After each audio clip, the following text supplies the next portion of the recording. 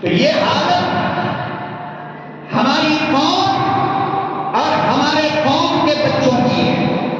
ظاہر بات ہے میرے محترم، آپ غور کر کے دیکھو، اندازہ لگا کر کے دیکھو کہ ایک انسان جب نشے کی حالت میں ہوتا ہے اسے یہ بھی نہیں پتا چلتا کہ اذان کیا ہے اور نماز کیا ہے.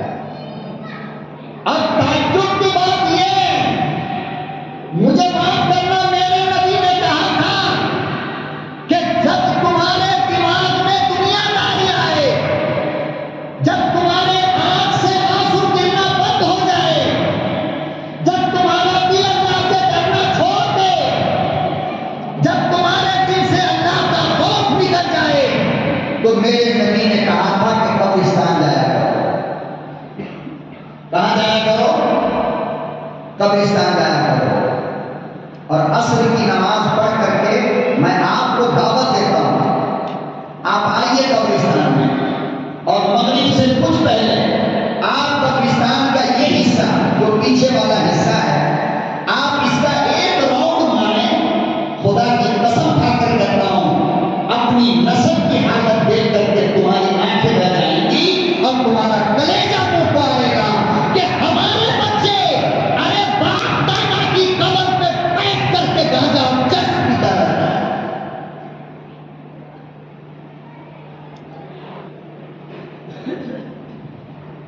یہ ہمارے اسکول کے پیچھے کا حصہ دیکھو، آپ اردو اسکول کے پیچھے چلے جاؤ، آپ کو شراب کی بوتلیں اور ڈرگ سے انجیکشن پھینکے ہوئے ملیں گے.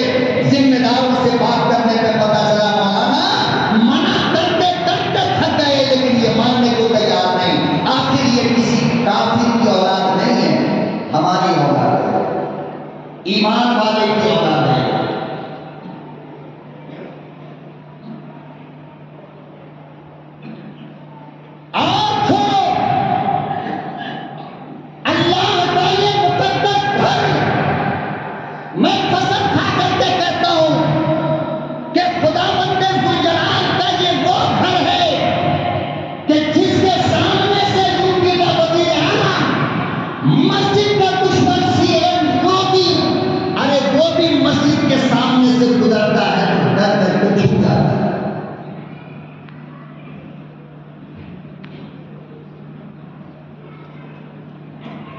مسجد کے دشمنوں کو مسجد کا ڈر،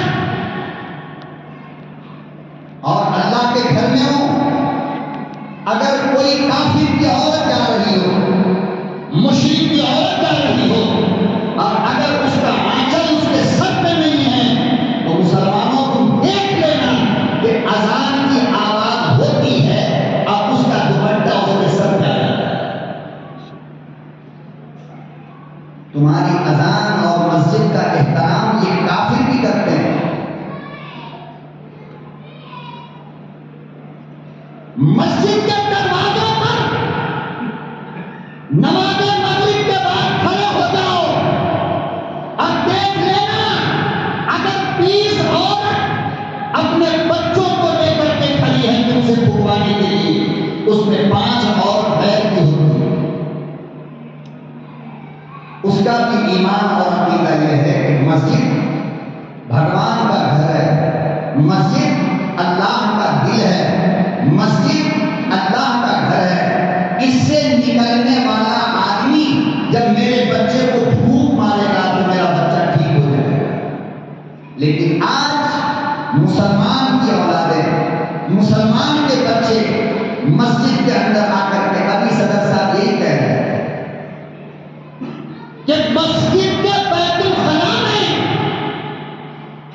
بیٹھ کر نشہ کرنا، بیڑی سگریٹ اور گٹکا پی کر کھا کر وہیں پر پھینک دینا. صدر صاحب کہہ رہے ہیں کہ پورا باتھ روم جام ہو گیا، جب اس کو صاف کرایا گیا تو اس میں سے بس وہی گندگی نکلی. میرے بھائی، مولوی کو بدنام کرنے سے پہلے 10 بار سوچا کرو کہ ہمیں غلطی ہم سے کہاں ہو رہی ہے. تم اپنے گھر کے باتھ روم میں قسم کھا کر کہو کہ کبھی گٹکے کی پیٹی پھینکا ہے؟ خدا کا گھر تم کو یتیم نظر آتا ہے؟ خدا کا گھر تم کو لاوارث نظر آتا ہے؟ خدا کے گھر کا کوئی مالک نہیں؟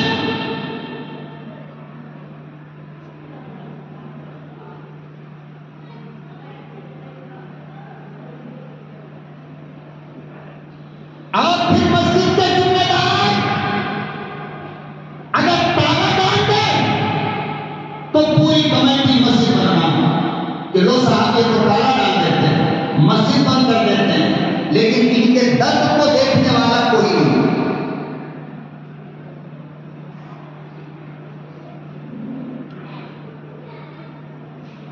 تو میرے محترم بزرگوں اور دوستوں، میں عرض یہ کر رہا تھا کہ ساری دنیا سے زیادہ قیمتی چیز اللہ نے جو ہمیں عطا کیا اس کو ایمان کہتے ہیں۔ کیا کہتے ہیں؟ ایمان کہتے ہیں۔ اور ایمان کے چور دنیا میں بہت زیادہ ہیں۔ الگ الگ رنگ میں ایمان کو چوری کیا جاتا ہے، الگ الگ طریقے سے ایمان کو چوری کیا جاتا ہے، آپ کو پتہ بھی نہیں چلتا اور ایمان چلا جاتا ہے۔ کوئی آئے گا کہے گا ہم آخری نبی ہیں، کیا کہے گا؟ ہم آخری نبی ہیں۔ سوشل میڈیا پہ آ کر کے قرآن کی دلیل دے گا، حدیث کی دلیل دے گا، دیکھو قرآن میں حدیث میں یہاں وہاں فلانا ڈھکانا، اور پورے سوشل میڈیا پر ہمارے بچے اس کو فالو کریں گے، اور پھر وہ جو کہے گا اس کے مطابق یہ کام کریں گے۔ ایمان کہاں رہا؟ مکان ہے، دکان ہے، بیوی ہے، بچہ ہے، کاروبار ہے، گاڑی ہے، دنیا کی سب چیز ہے، مگر ایمان؟ بولو بھائی، ایمان؟ بعض لوگ چائے کے ہوٹل میں بیٹھے رہتے ہیں، باتیں کرتے ہیں، ان میں ایک بندہ نمازی ہے، اذان ہوئی، فوراً وہاں سے اٹھا، اب وہ بازو والا پکڑ کے کہتا ہے یار کدھر چلے؟ کہا یار اذان ہو گئی، نماز پڑھنے جا رہا ہوں۔ یہ جاہل کا بچہ جاہل کیا کہتا ہے؟ ارے نماز پڑھنے سے کس کا بھلا ہوا؟ بیٹھ جا۔ کیا کہہ رہا؟ نماز پڑھنے سے کس کا بھلا ہوا؟ بیٹھ تو جائے گا۔ علماء سے پوچھو یہ جملہ جس نے کہا اسی وقت کافر ہوا، اسی وقت ڈرو مت بولو، اسی وقت کیا ہو گیا؟ کیا کہہ رہا ہے؟ نماز پڑھنے سے کسی کا بھلا ہوا نہیں ہے، بیٹھ جا۔ تو کہتے ہیں کہ ایمان چلا گیا۔ ارے بیوی کو طلاق ہو گئی، اب جب تک بیوی سے ملے گا حرام بچہ کرے، حلال ہی نہیں۔ کیوں؟ اس لیے کہ میرے اللہ کا قرآن کہتا ہے کہ تمہاری بھلائی نماز میں کہاں ہے؟ ارے بولو کہاں ہے؟ قرآن کہہ رہا ہے، اور یہ کہہ رہا ہے کہ نماز پڑھنے سے کسی کا بھلا ہوا کیا؟ تو دیکھو قرآن کا انکار ہو گیا، اب قرآن کے انکار سے ایمان رہے گا؟ لیکن اس بندے کو پتہ بھی نہیں ہے کہ میرا ایمان بچایا۔ تو دیکھو ساری دنیا ہے مگر ایمان نہیں ہے، اب یہ مرے گا تو کافر بن کر مرے گا۔ اسی کو میرے آقا نے کہا تھا، میرے محبوب نے کسی کو کہا تھا، جناب رسول اللہ صلی اللہ علیہ وسلم نے اسی کو کہا تھا۔ کیا ارشاد فرمایا نبی کریم صلی اللہ تعالی علیہ وسلم نے سیاتی علی الناس زمان، میری امت پر ایک زمانہ ایسا آنے والا ہے، میری امت پر ایک دور ایسا آئے گا کہ صبح میں مومن ہوگا، رات کو سوئے گا تو کافر بن کر۔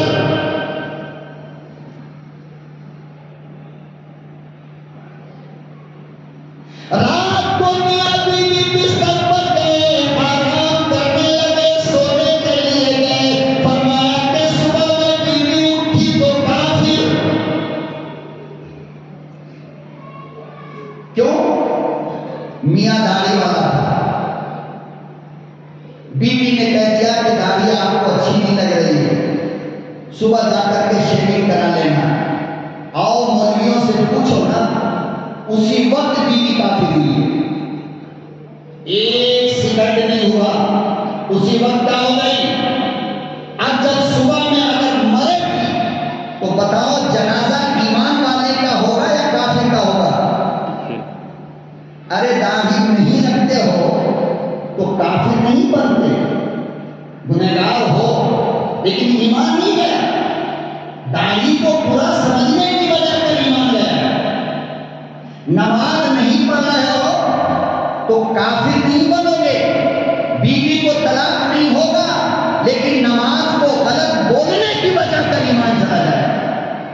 فرق سمجھیں۔ آپ مسواک نہیں کرتے ہو، مسواک مت کرو، کافر نہیں بنو گے، لیکن کسی مسواک کرنے والے کو اگر مسواک کی تم نے توہین کیا، مسواک کو برا کہا، تو چونکہ یہ میرے نبی کی سنت ہے، مسواک کو برا کہنے کی وجہ سے تمہارا ایمان چلا جاتا ہے اور پتہ بھی نہیں چلتا۔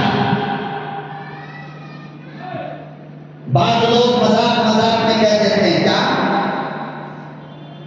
میں تو قبر میں اندھیرے میں نہیں رہتا بھائی، میں تو قبر میں لائٹ لگا دوں گا، موت کا فرشتہ آئے گا نوز باللہ تو اس کو پیسے ویسے دے کر کام چلا دوں گا۔ علماء نے لکھا ہے یہ جملہ کہنے والا کافر ہو جاتا ہے، اور اس بندے کو پتہ بھی نہیں، کلمہ بھی نہیں پڑھتا۔ اتنی نازک چیز ایمان ہے، اس لیے میں خدا کا واسطہ دے کر کہتا ہوں کہ جہاں جہاں ایمان کو بچانے کا کام ہوتا ہے، ارے قیمتی چیز فیکٹری میں بنتی ہے نا، تو جہاں جہاں ایمان کو بنانے کا، ایمان کو بچانے کا اور ایمان کو دنیا سے جانے کا کام ہوتا ہے، وہ 3 جگہ ہے۔ کتنی جگہ ہے وہ؟ 3 جگہ ہے جہاں پر آپ کے ایمان کو مضبوط کیا جاتا ہے، تھوڑ تھوڑ کر کے۔ سب سے پہلی جگہ جہاں ایمان کو بنایا جاتا ہے وہ دین کے مدرسے ہیں۔ کون ہے وہ؟ بولو بھائی، دین کے مدرسے۔ اور دوسری جگہ جہاں ایمان کو بنایا جاتا ہے، ایمان کو بچانے کی پریکٹس کرائی جاتی ہے، وہ تبلیغی جماعت کا مرکز ہے۔ کون ہے وہ؟ تبلیغ کا، ارے بولو نا، تبلیغ کا مرکز، مدرسے میں ایمان کو طاقتور بنانے کا، ایمان کو سمجھنے کا، اسلام کو سمجھنے کا پریکٹس کرایا جاتا ہے، اور تبلیغی جماعت میں نکال کر ایمان کو ٹوننگ دیا جاتا ہے، انجیکشن دے کر ایمان کو مضبوط کیا جاتا ہے۔ اسی لیے میں کہتا ہوں مدرسے میں آؤ گے ایمان اسلام کے سوا کچھ بھی نہیں ملے گا۔ تبلیغی جماعت میں نکلو گے 40 دن 4 مہینہ سال، اور اللہ اگر کسی کو اپنا بنا لے تو پوری زندگی، لیکن کبھی بھی تم کو تہجد سے لے کر عشاء تک اور عشاء کے بعد سے لے کر سونے تک سوائے ایمان ایمان ایمان ایمان کے کچھ بھی سننے کو ملے گا؟ کچھ بھی سننے کو جواب میں آپ کو نہیں ملے گا۔ آپ لوگ مرکز میں شب گزاری کے لیے آیا کرو، یہ آپ کا مرکز ہے جہاں پر اس وقت آپ بیٹھے ہو۔ 12 گھنٹہ 24 گھنٹہ 10 گھنٹہ ہمارا مرکز ہے، شب گزاری یہاں ہوتی ہے۔ آپ یہاں آؤ، آپ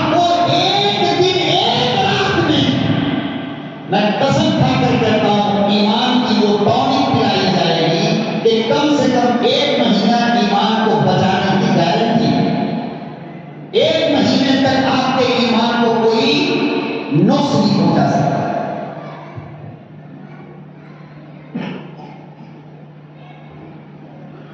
اندرا گاندھی کا زمانہ تھا، 1984 کی بات ہے، 1984۔ اندرا گاندھی اس ملک کی پرائم منسٹر تھی،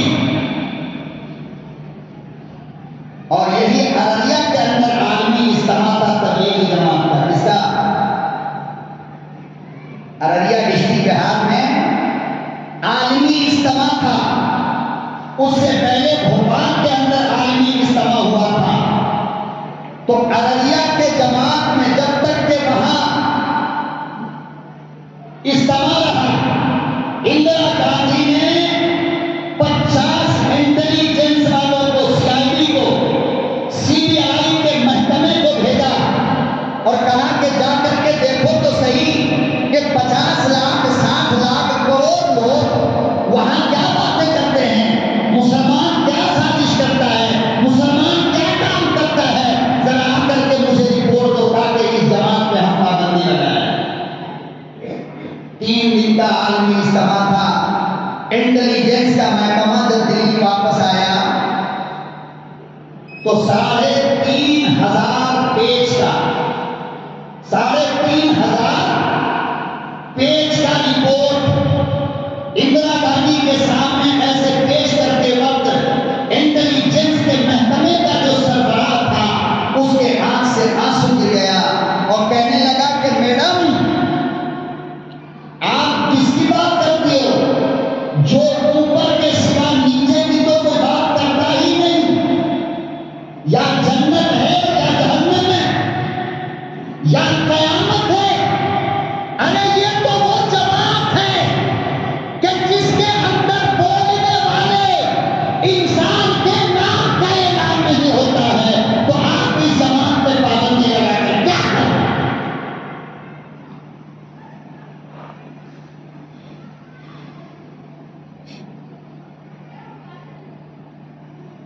ایمان، اپنے ایمان کو، اپنے بچوں کو، یہاں پہ جتنے لوگ بیٹھے ہو، اگر تم سے تمہارے بچے نہیں سدھرتے، اگر تمہاری اولاد تمہاری بات نہیں مانتی، گاجا چرس افیم ڈرس تمہارے بچے اگر نہیں چھوڑتے، ایسے تمام بچوں کو لا کر ہمارے حوالے کرو، 40 دن کے لیے ہمیں دے دو، پھر واپس جب آئے تو اپنے بچوں کے حالات دیکھ لینا، تب تمہاری کھوپڑی میں اور دماغ میں یہ بات آئے گی کہ تبلیغ نام کس کا ہے۔ یہاں گنڈے، بدماش، چور، اچکے اور لوفر انسان بنایا جاتا ہے، یہ اس کی فیکٹری ہے۔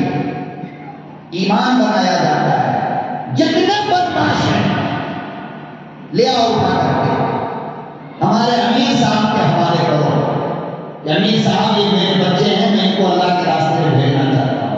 پھر انسان بن کر کے تمہاری اولاد تمہارے ہاتھ میں آئے گی، مگر ہماری سمجھ میں بات آتی ہی نہیں۔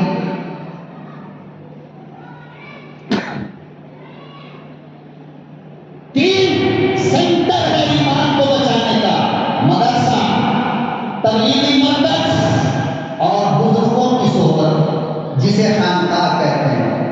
یہ تینوں جگہ پہ اور دیکھو سوائے ایمان کے اور کوئی بات نہیں ہوتی۔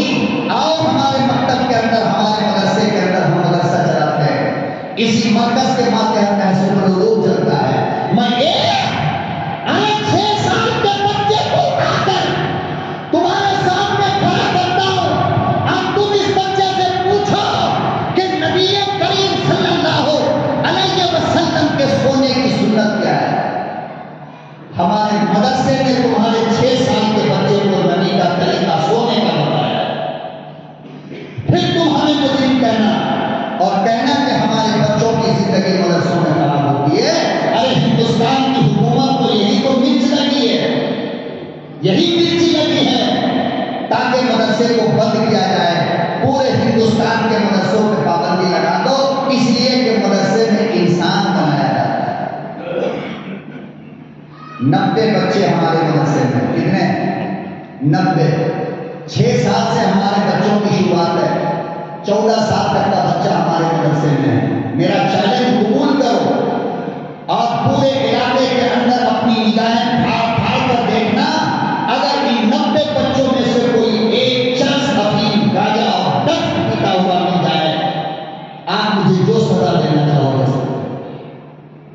لیکن ہم نے جب آپ کے بچوں کو جھولی پھیلا کر بھیک میں مانگا کہ ہمارے حوالے کر دو، ہم انسان بنائیں گے، آپ کو برا لگا، آپ نے کہیں لے جا کر ڈالا اور آج یہ گندی حرکت کر رہے ہیں تو ہم سے شکایت کر دو کہ مولانا میرا بچہ بگڑ گیا.